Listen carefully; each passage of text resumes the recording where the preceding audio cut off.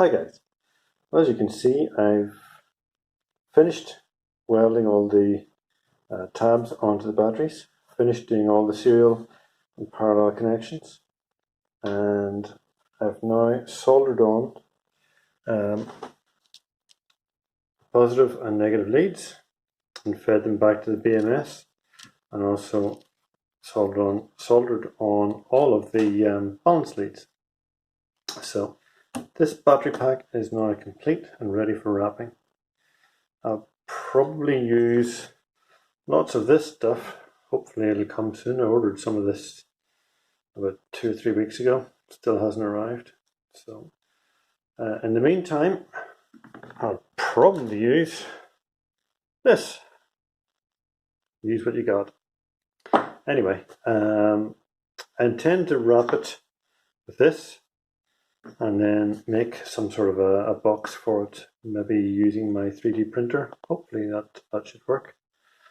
But just in case you're wondering why I'm using this particular BMS for it, this is the one that was in my old battery pack, the 36 volt, as you can see, battery pack, and it worked brilliantly. The power out of it was great.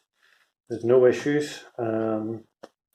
And when I took the old battery pack apart and checked the voltages, they were to within 100 millivolts, exactly the same. My meter couldn't tell the difference between any of the parallel groups, cell groups.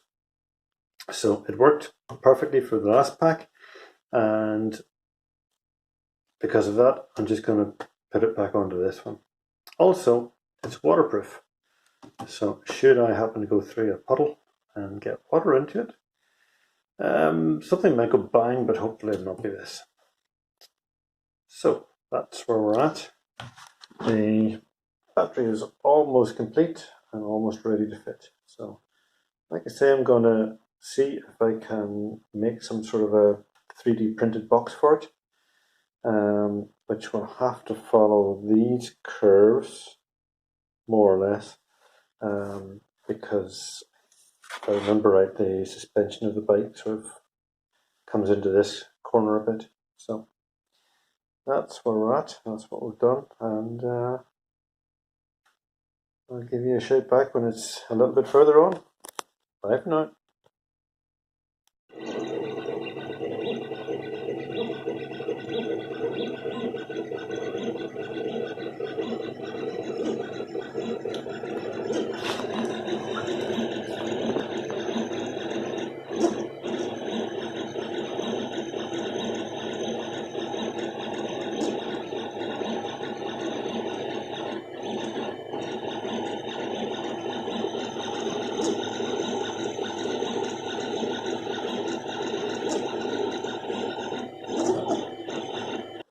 Well, there you go, guys.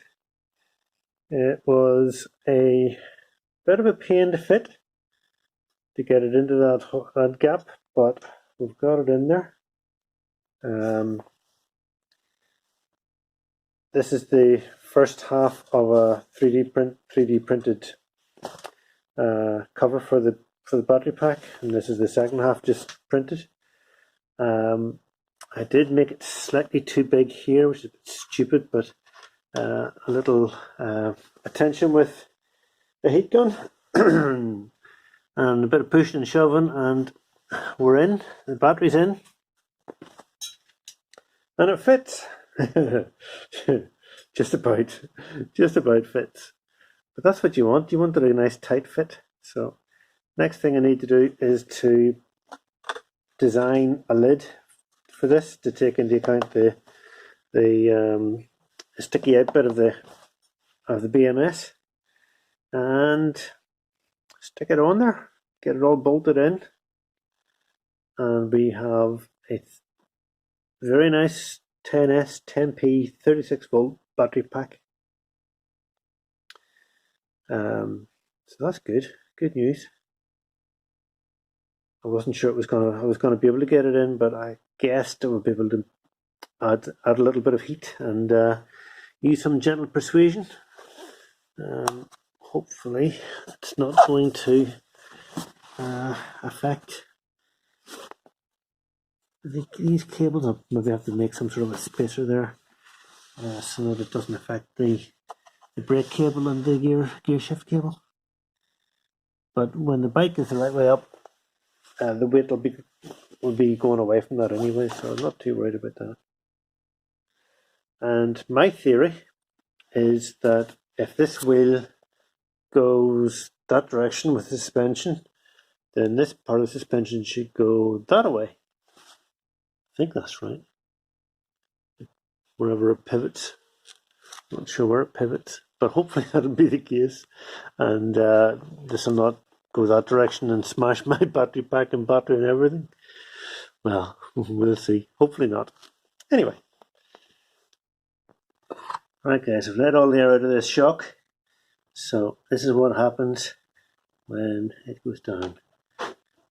It just pulls away from the battery.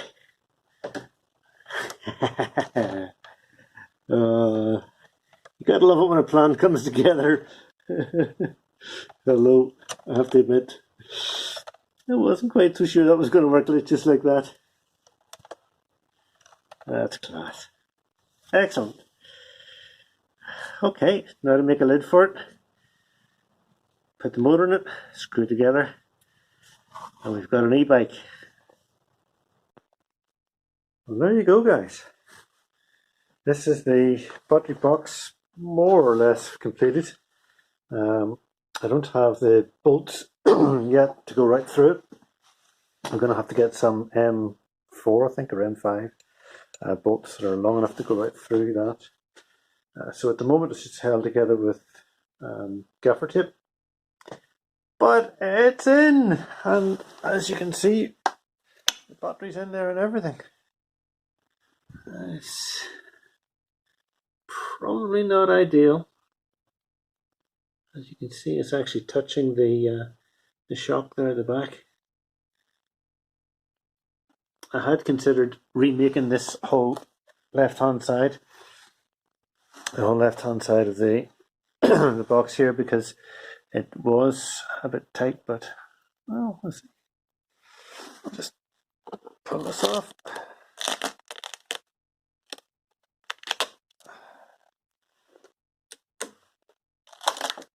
Look, hey, one complete battery, and as you can see, there's your BMS, and there's a segment has been made in the lid so that it fits in, and the whole thing is not a great deal wider than the actual batteries themselves. So when I'm on the bike, it'll not be a problem. That shouldn't be a problem with that thickness. So there you go. The battery pack is now fitted. So all I need to do now is take the Bafang motor off this bike and put it onto this bike. Hee, happy days. We're almost there. That's not that big a job to do. We'll get that done tomorrow. And we'll have a full suspension e-bike and a half decent quality one into the bargain. So there you go. One other thing that it did as well, I had noticed that the front wheel was sitting, in fact still is a bit, sitting too far over to one side. But I actually think that is forks. I'm not sure. About that. What I might do is have a go at retensioning I already had a go at retensioning the spokes to see if I could do away with that, but that's something not right there. Way too close to one side than it is on the other. So I might try retensioning the spokes on this side to pull the whole wheel over a bit. It's definitely not right. There's something funny going on. Hopefully it's not bent forks, but that is possible. The whole thing could have had quite a nasty bang at some stage. But just looking at it, looking at the wheel, I think it just needs a bit of retensioning on one side. I think you can see the spokes more on this side than you can on this side. So that's not a big job. We'll have a go at that tomorrow and see how we get on. Bye for now. Well, as you can see, we've got the pedals off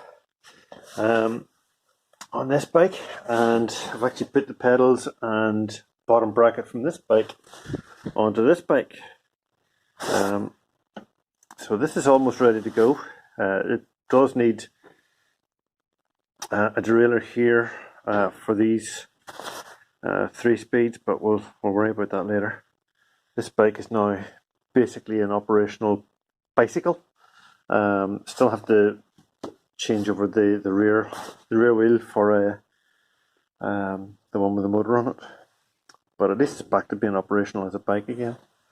This one is not any longer. It's yeah, as you can see, to hold the 2 sides of the box together, I have just used sticky tape for now. At some stage I might change that, but we'll see. We'll worry about that later. It's held in with cable ties, so it's nice and tight. Not going to go anywhere. Hopefully I'll be able to find bolts long enough to go through these holes. I kind of just made them thinking I'll manage to figure out something when somewhere along the line I'm sure I'll be able to do that. So now the plan is to take that motor and fit it into that bottom bracket, and then we'll see where we get to after that.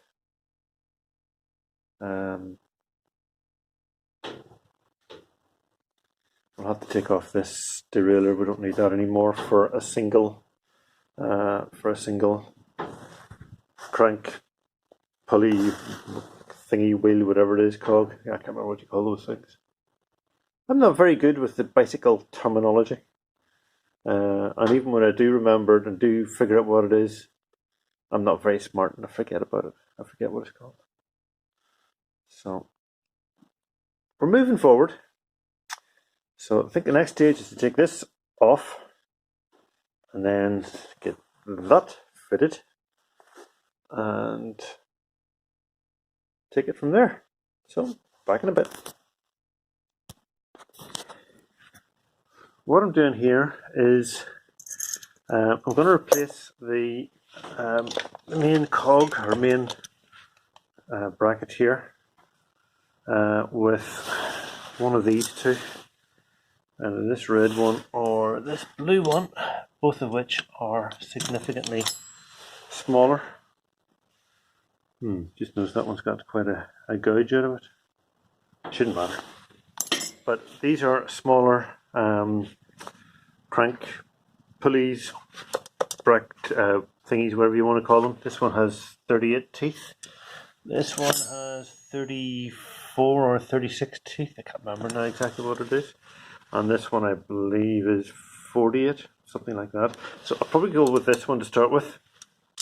This is one that I was using before on my other bike. Let's try and get this off.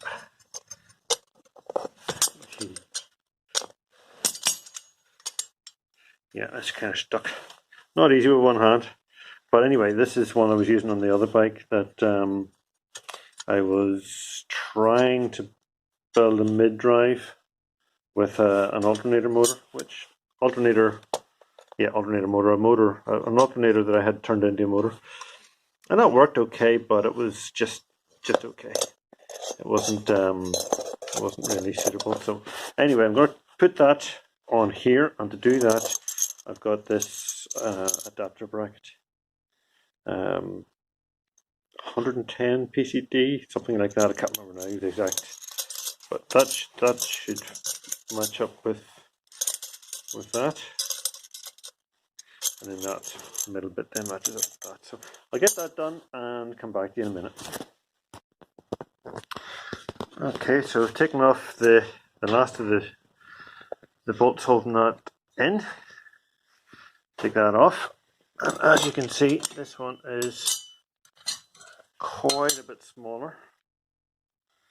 The reason, if anybody's wondering why I'm doing this, is because with this pulley in place, I can get 30 miles per hour easily. In fact, with the gearing on the rear, this could probably be capable of up to 40 miles per hour if the motor was powerful enough. That's way faster than I will ever need in a forest situation or an off-road situation. So using a smaller one, and I'm going to start with this, see how I get on. I have the option then if I choose to go to the smaller one again. But what I need to do is to put the adapter on here, get that bolted in. Might be a good idea to put these in first, like so, and then that goes over like that, and that's how it's done. In fact, I'll bolt these together first before I bolt them onto the motor. But it does mean that in the future, if I choose to, that I can change this quite easily. I'm not sure if I'll be able to get it right over a pedal. Might be able to. Might be able to change the gearing of this bottom bracket and bottom crank without even taking the motor off or anything. So I'll go ahead and get this bolted up and show you when it's done. So that's how the this pulley fits onto the adapter bracket. It's just a matter of putting it on and screwing it in.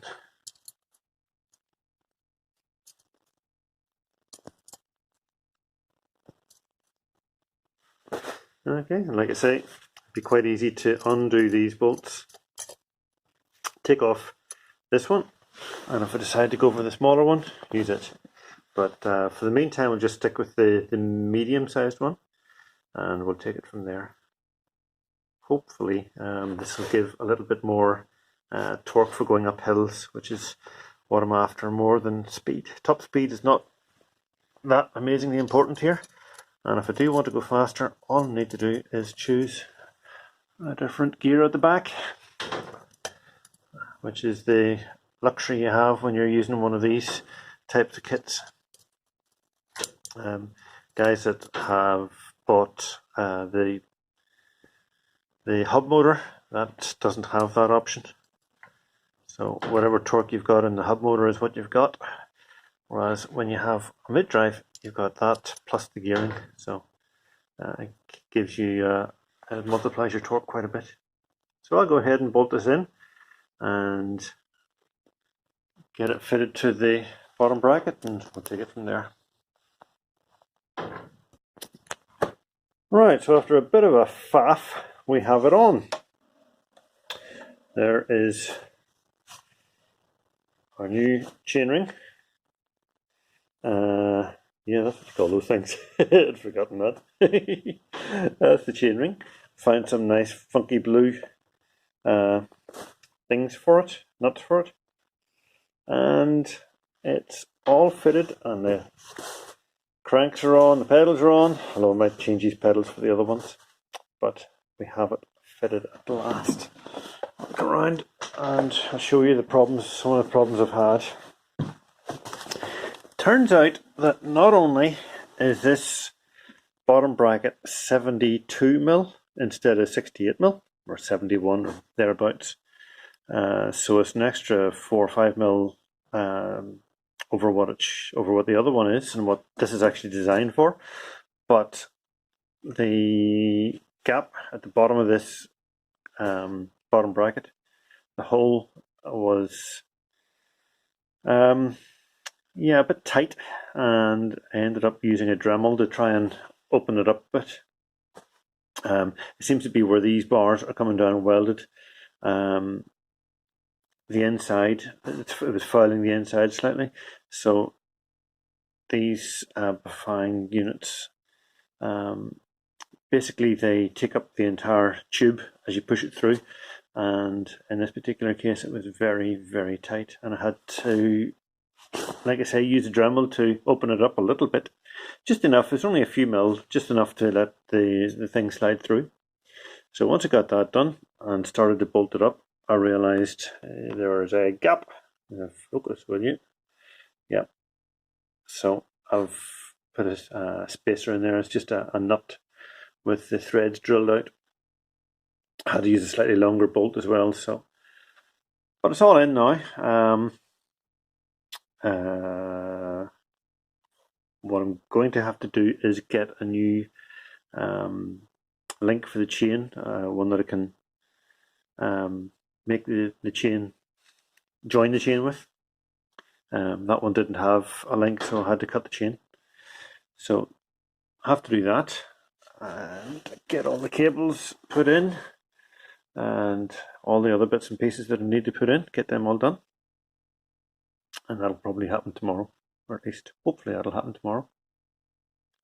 And then we can have a test ride. That's what I'm looking forward to. But for now, that's where we are. We've got it physically mounted, and was a lot more work than I was expecting. But it's in, and yeah, we've made another step. So I'll come back when we have a bit more done.